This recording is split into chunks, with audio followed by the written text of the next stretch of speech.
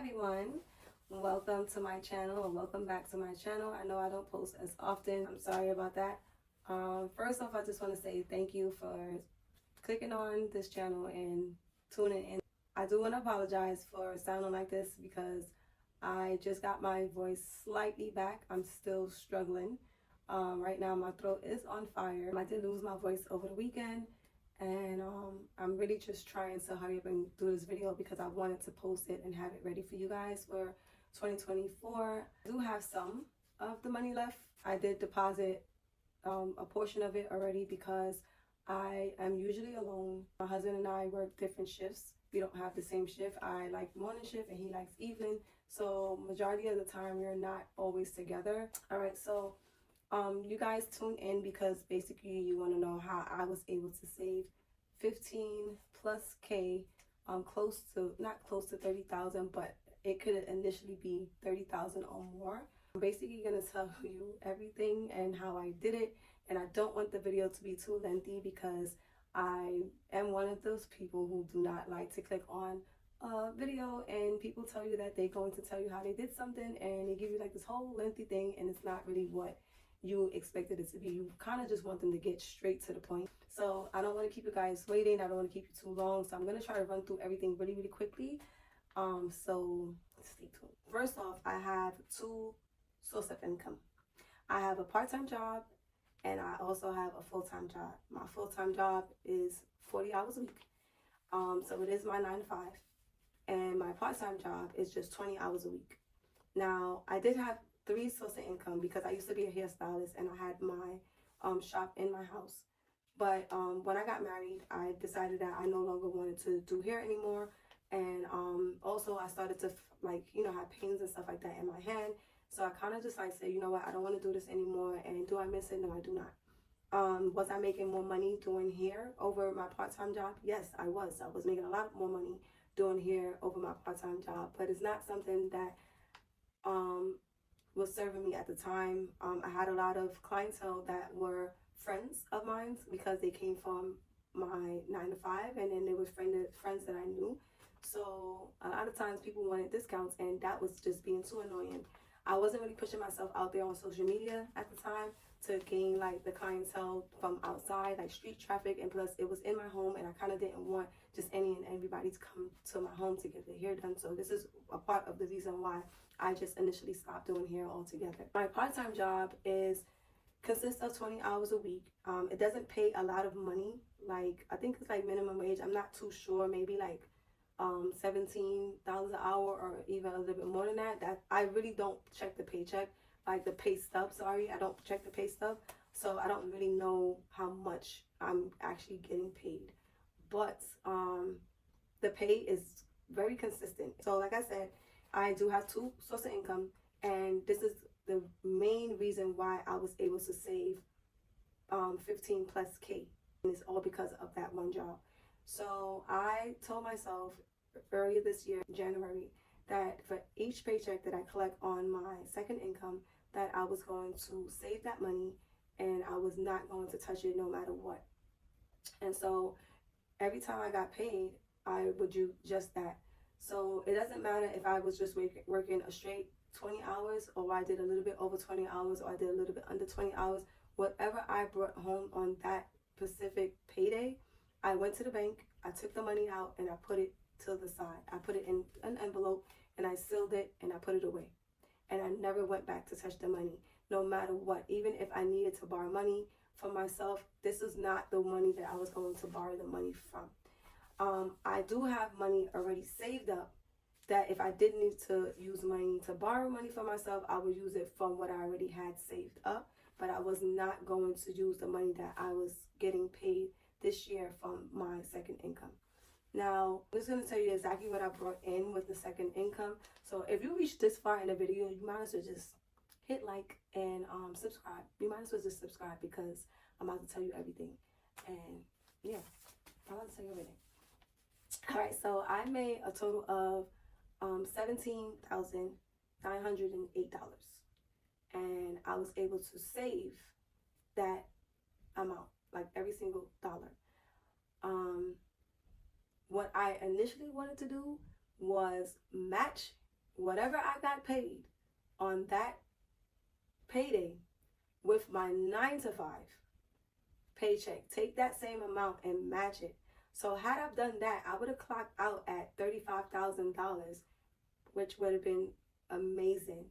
That was the initial goal, to save $30,000 plus dollars.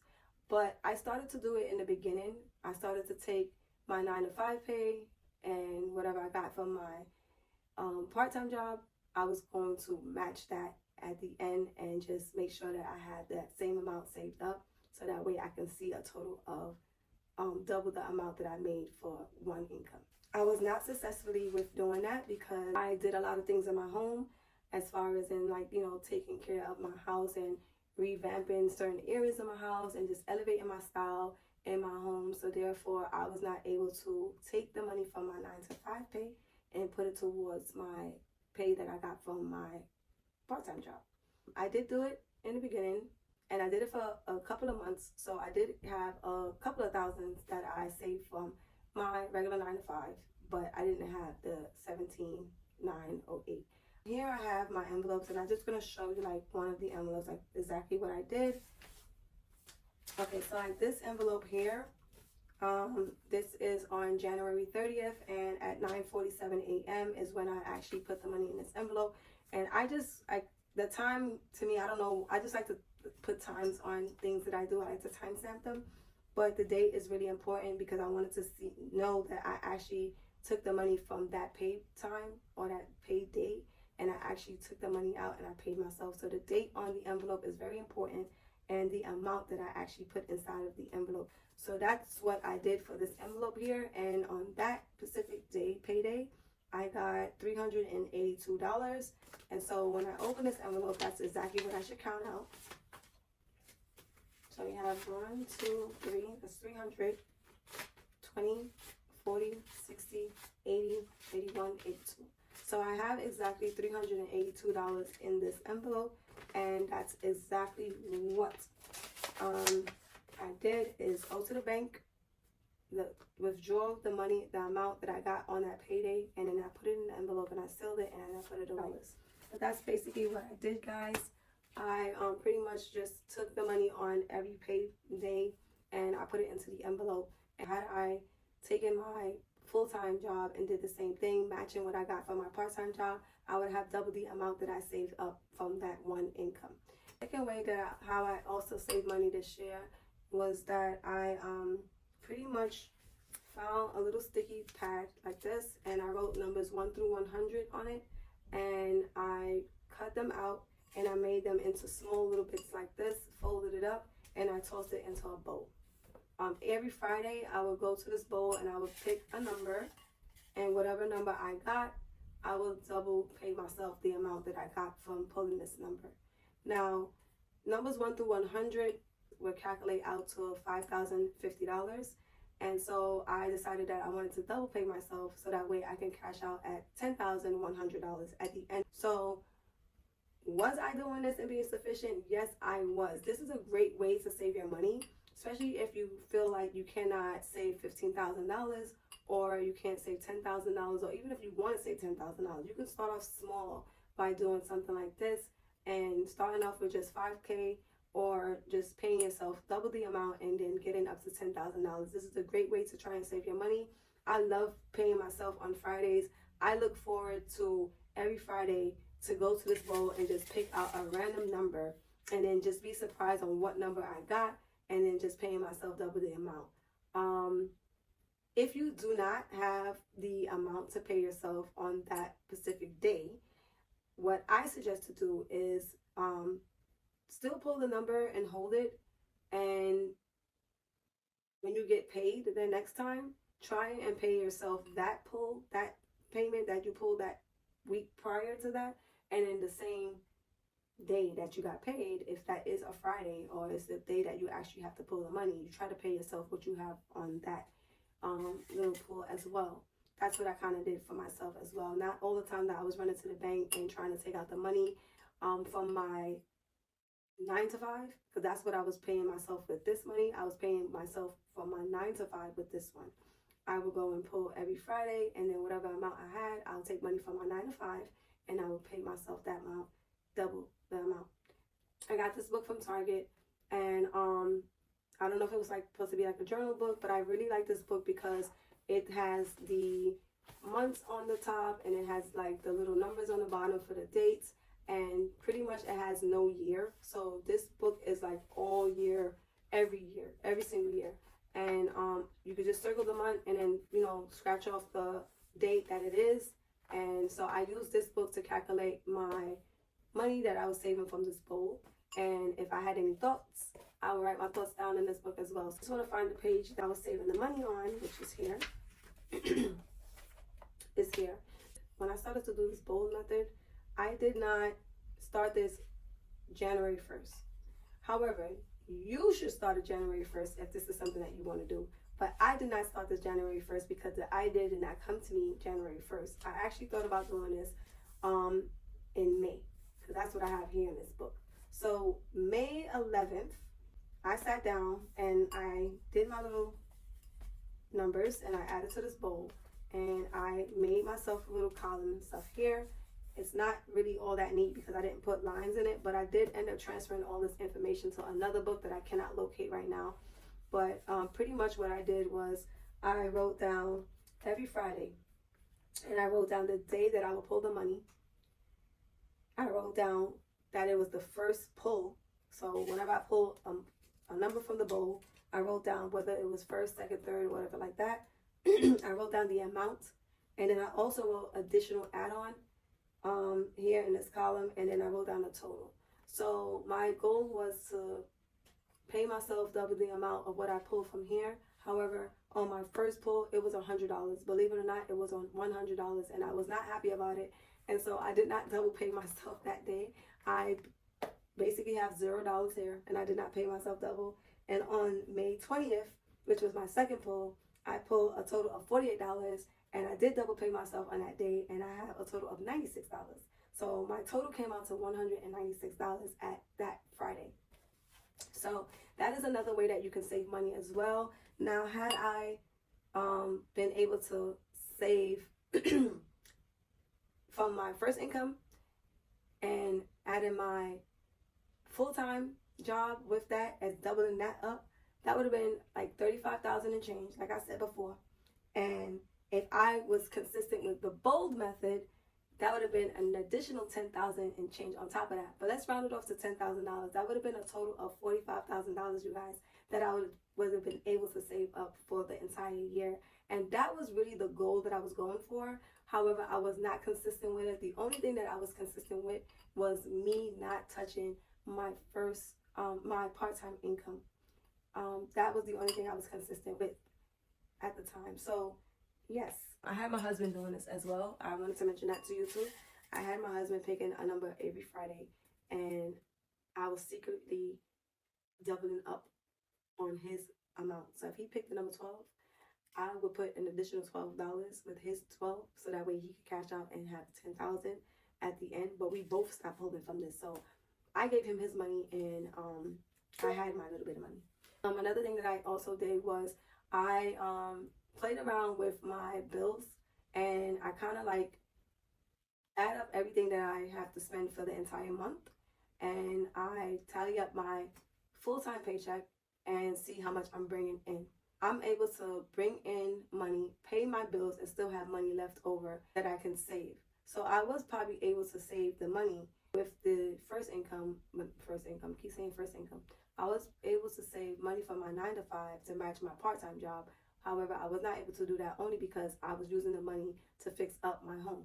Now, when I added up all my expenses for the entire month, that's including my rent, that's including my light bill, that's including my car note, my car insurance, that's including my credit card bills, food, groceries, laundry, whatever I have to do, right? I will tally up every single thing and see how much I am spending for the entire month. Now, this will be something that you're spending every single month. Like, it'll round off to about that or even less, because you're not going to be doing all those things all the time at the same time. So whenever I get my paycheck that's close to the first, I use that to pay my rent. And whatever else that I have planning on the first, I would use that paycheck to pay off those things that I planned for that first paycheck.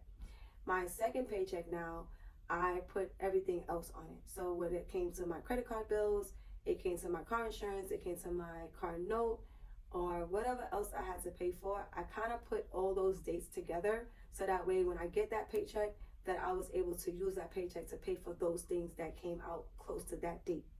And this works better for me because I'm able to manage my money more. I'm able to see what I have left over. And I don't like to have a lot of things coming out my account that I can't account for, or I can't remember that, oh, this is coming out of my account, and I have to sit down and tally up and calculate everything. Once I had everything flowing for me in this order, it was more easy for me to see that, okay, I have this amount of money left over to myself, and this is all my money, whether I wanted to save it or I wanted to splurge and spend on myself. It is a great feeling to just have to know that you're saving your money and to know that you have the money to do whatever you want to do, whether you're going to touch it or you're not going to touch it. Trust me, at the end of everything, you rather borrow from yourself, rather borrow from a friend or a family member, because things could get ugly and that's not the route that we want to go. Life is too short. You don't want to ruin your relationships with anyone. I've actually been down that road already. The relationship is not ruined, but we are not the same as we used to be. It's not really because of money, but this person did borrow money from me twice, and on the second time, I did not receive my money yet. And that was a part of the reason why I kind of stopped doing this method, because I was lending the money that I was saving from this method out to that specific person. So being that we're on this topic, I just want to let you guys know, like, if you ever have to end up lending money to a family member or a friend, I suggest that you do a loan agreement. I got mine from Google, and I used my loan agreement. I had a family loan agreement, and we both signed it. I put them out that the person asked to borrow. We both signed it, and you got it notarized. Now, sometimes when you do that extra step, the person might not even want to go through it once you tell them, like, oh, I'm going to have a loan agreement signed up for you, and then we're going to sign it, and we're going to get it notarized, They probably be like, you know what, I don't even want to borrow the money no more. That's better for you. You don't even have to worry about anything no more, because now this person see that you mean business, and they don't want to go down that route, because they're probably not even thinking about trying to pay you back. So take that extra step and getting that loan and seeing if you could, in case you have to take some legal action. So the first time around, I did do this method. I did a loan agreement, and we both signed the paperwork. We got it notarized, and the date that we agreed upon to refund me my money. However, I did not get it on that date, but I had the paper, and I wasn't gonna go that far with it, but just for me to have it in case things go down that route, I did have my paperwork in hand. But I ended up getting the money, which was, not the time that we agreed upon, but I got the money back. However, the same person asked me for another loan, and up to this day, I have not gotten a loan. And the one thing I failed to do was the loan agreement. So it's been months now that I haven't received anything. I did send them a message, but it's not a nice feeling when you have to ask back for your money. I feel like anybody who is lending out money or lending anything out to anyone, a friend or a family, I feel like that person should not have to reach out to you to ask you for anything that belongs to them. It's a very uncomfortable feeling when you have to, go that route with that person, especially if you had a great relationship with them, because now things become sour and it's not the same. And for me, I can't really sugarcoat certain things. Like, if I know you did me wrong, it's hard for me to hee ha ha laugh up in your face. I kind of keep the same energy. I won't engage in anything anymore, and it's sad because I do miss this person. As that was my person. That was that wasn't only a family member, it was like a sister to me.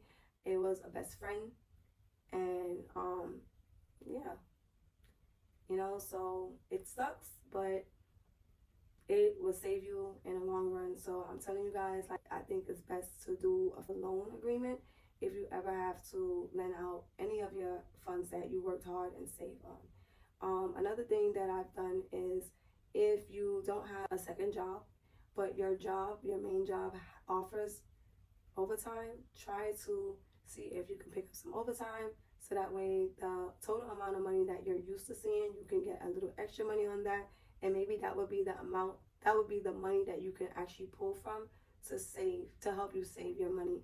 Because I know that, you know, some people probably be living paycheck to paycheck, and it's probably a struggle for them to save money. But that could be a way of getting yourself out of the rat hole, is, you know, pulling in some overtime, doing extra hours, and getting the income up in 2024. That's something that you would want to consider doing. If not, try to find yourself a part-time job. Nothing too crazy, especially if you have a job that's already doing a lot. You want to find something that's very moderate, something that's not on your feet all day, something that's not going to be doing like heavy lifting, something that's very laid back, something that's very chill. Maybe work from home if you can, or like a little side hustle that you're kind of like your own boss. Like, I don't know if it's like Uber Eats or anything like that, but one thing that I did this year that I feel that I could have done better was taking less money from my savings account. I felt like anything that I wanted to do, anything that I needed, I ran to my savings that I already had. And had I not done that, this amount that I saved this year could have been on top of what I already had in my savings. And unfortunately, I feel like I'm like starting over again. I'm not, like, I didn't empty out my entire savings, but I just feel like I'm always thinking like that. I'm always thinking like, dang, if I had $20,000 already, this would have been $37,000 in my account, or you know what I mean? So like, if I spent $10,000, now I'll only have $27,000. Like, I don't want to have that feeling. So for me going forward, definitely not going to be trying to touch my savings. Like, once I put this money in my savings account, I'm not going to try and touch it. This is not the first time that I've been saving money. But this is the first time that I've tried saving money from one entire income. And this is the first time I tried to match that income with my 9 to 5. And also, this is the first time I did saving from the bowl. So I basically was saving 3 different type of ways. But prior to all of this and years before, I was just saving one way, which was just paying myself. So always remember to pay yourself first. That's first and foremost. Pay yourself first, no matter what. Take a percentage from your paycheck and pay yourself, or take a certain amount. If you want to say you want to put $250 per paycheck for yourself, and you get paid 4 times out of the month, take $250 and pay yourself if you can manage it. So basically, what I would do is tally up everything that you have for the entire month, all your expenses, and then you want to tally up your paycheck for the entire month, and you want to sit down and you want to see how much money you will have left over after paying all of your bills. The amount of money that you have left over paying all of your bills, you would look at that amount and say, okay, is there anything else that I need to spend from this money? Say no, and you say, okay, if all of that money is for you, that same amount that you see in front of you there, that's what you're going to start paying yourself every time you get paid. If you lack on completing your 40 hours or your 80 hours at work, that was on you. You should still pay yourself the amount of money that you owe yourself. Or you can even do less that amount of money. So if you, let's say you, let's say you bring in a total of $4,000 for the month, and your expenses calculate out to $35,000 a month. You have $500 left behind from all your expenses that you already paid off. So you already know that $500 is yours, right? You could literally take the whole entire $500 and save that all the time and pay yourself $250 from your paychecks. Or you could just pay yourself $250, and the other $250 you could just have it like in your check-in for like any miscellaneous expenses that you have going on, or even if you just wanted to purchase something, or you have to purchase gas, or you have to purchase food outside, or I don't know if you're taking public transportation, you have to pay for MetroCard. This could be, your chump change that you have on the side for any other expenses that's not like bill, like that's not like those are like kind of bills, so you got to pay those things too, but you know what I mean. So you want to say, okay, I will have a total of this amount of money left over each month after paying my bills. So out of this month amount of money, I'm going to take this amount for myself. I'm going to take $150 every month for myself, or I'm going to take $150 every week for myself because I can afford that.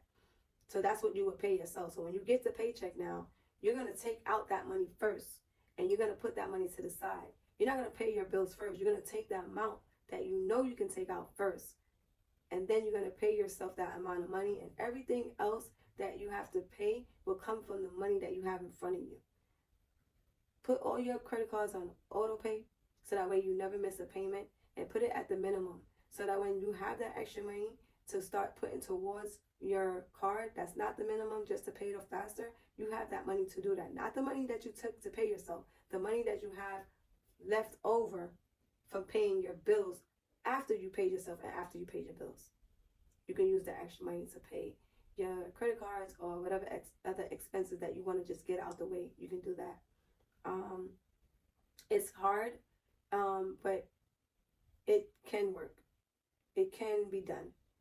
It's self-discipline. Just telling yourself that you can do it. Don't tell yourself that you cannot do it. You can do it. You just have to get your mind right. You have to sit down. You have to calculate everything. You have to see what works for you. Put the money that you know that you can save to the side and start saving. Start saving from now and going into the new year, or start saving as soon as you get that first paycheck in January. Because if not, all you're going to do is play catch up. So there will be times when you're going to be coming into a ticket on your card, or a bill that, you know, is over the amount that you usually pay, or a medical bill might come in the mail that you have to pay. I know, like, you don't want to pay medical bills, but eventually you probably want to get to it, or you probably is the type that will be paying medical bills. You just have to be mindful about those things, and also food too. If you are that type of person that eat out, maybe you want to start buying food from the groceries and start cooking for yourself, because you'll save a lot of money on that way.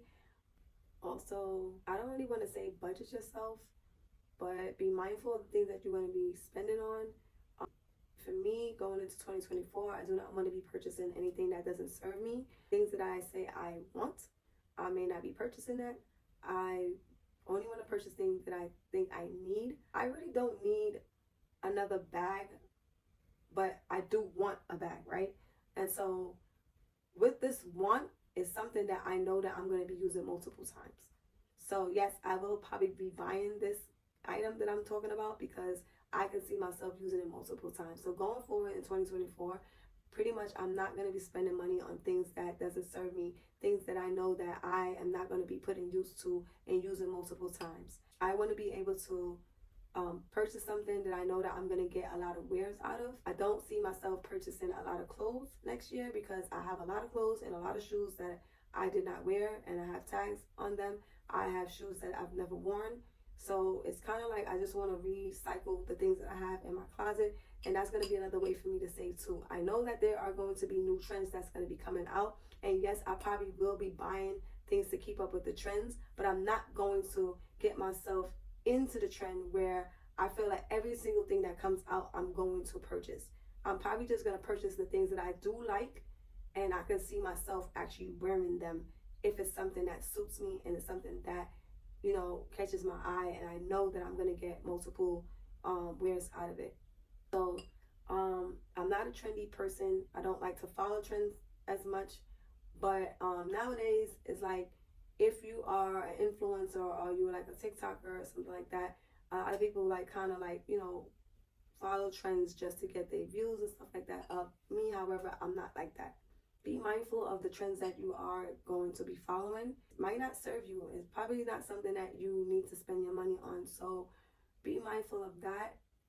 That could be something that you've done a lot. Like every time something comes out or influencer mentions something on their channel, you want to go run and purchase it. So yeah, just keep that in mind, because that could be money that you could be saving. Money that you could be putting towards, you know, something useful that you could probably use to pay a bill.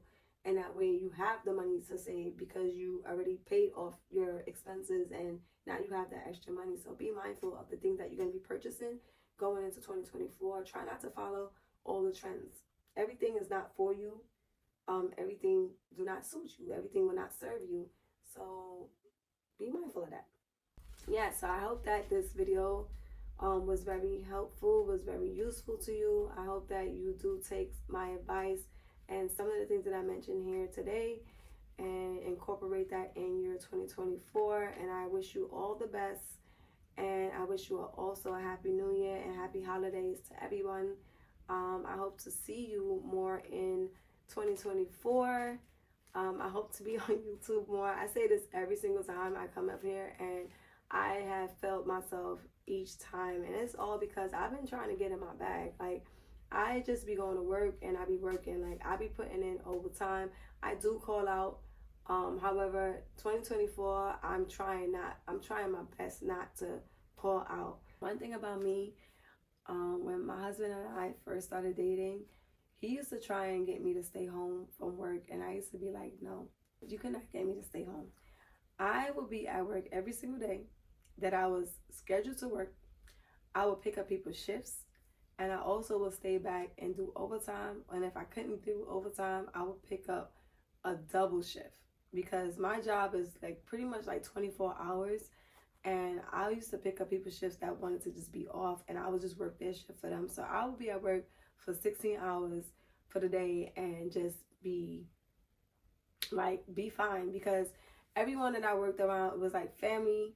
I saw them majority of the time, so I spent most of my time at work, and it was fun.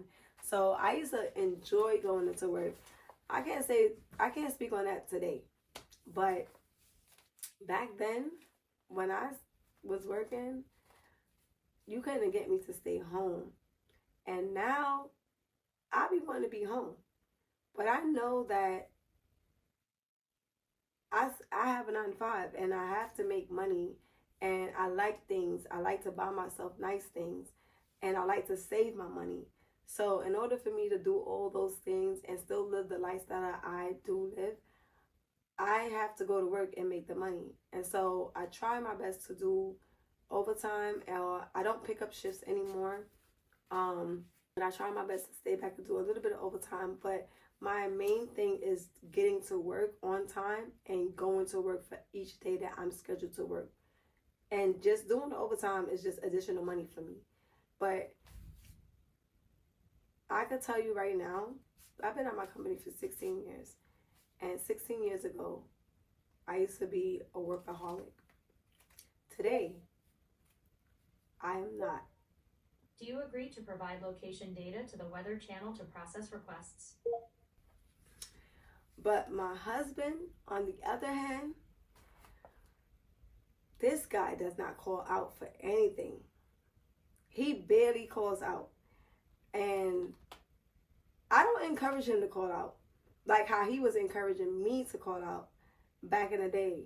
I do not encourage my husband to call out at all, because although like we have different shifts, that's why like I was saying earlier in the video that I took some of the money already to the bank, because I work a morning shift, my husband works the evening shift, and we kind of don't see each other throughout the day. Like by the time I come home, my husband is heading out of the door to go to his 9-to-5, and when my husband is coming home, he's literally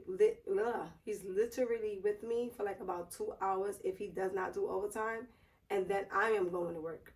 So I kind of just see my husband for like 2 hours every single day, and it's not even like, yeah, it's 2 hours a day until we meet up on our days off, and we have the same days off. So we cherish those moments, and yeah, that's pretty much it. But I don't mind, because we used to have the same schedule. We used to do everything together. But ever since I got on this schedule where we have 2 different shifts, I kind of like it, because now I'm sitting here doing this video for you guys, and my husband is not home, and he's not walking up and down. He's not interrupting me, and I could just do so much on my free time. I could clean up. I could do the laundry. I could cook dinner. I could run my errands. And so I can get all these things out of the way, so that way on our day off, I'm fully available to just be with him and him only. Yeah, but as far as in like calling out, man, this guy does not call out. And it motivates me every single time to see him, because he's literally me 16 years ago when I first started my job. And I admire him for that, because he was never that way. But he found a good job, a decent job, where he's me. He's me at the time when I started my job. And he's loving what he does, and I don't want to take that from him. So if he wants to be at work and do overtime and all the things that I used to do, by all means, go ahead, baby, do it. I'm gonna be home, so I'm not going anywhere. But pretty much everything, and I'm trying to be like my husband next year. I'm trying to be at work every single day. I am trying to save my money, and yeah.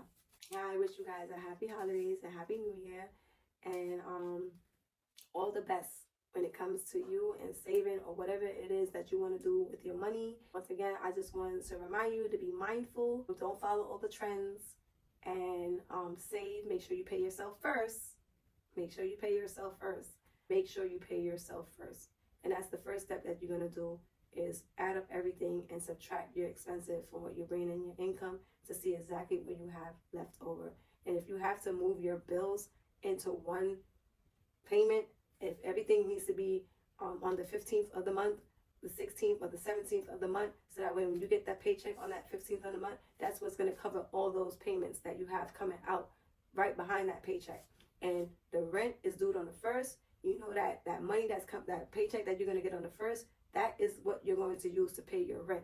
If that money that you have after paying your rent is what you need to save for yourself, that makes you make sure that you're saving that every single month. After you pay your rent, whatever you have left over, if that money doesn't have nothing to go to, that means that money is yours, and you can take that money and pay yourself that amount every single time you get paid on the 1st. So with that being said, the next time the 1st hits, you take that same amount out first, you pay yourself first, and then you pay your rent. You gotta pay your rent. So if you don't have the money to cover for your rent because you're paying yourself first, pay your rent. But that next paycheck, you go ahead and you take that rest of that money and you put towards what you were supposed to pay yourself, because you owe it to yourself. So every month you make sure you pay yourself. All right, so that's basically what it is.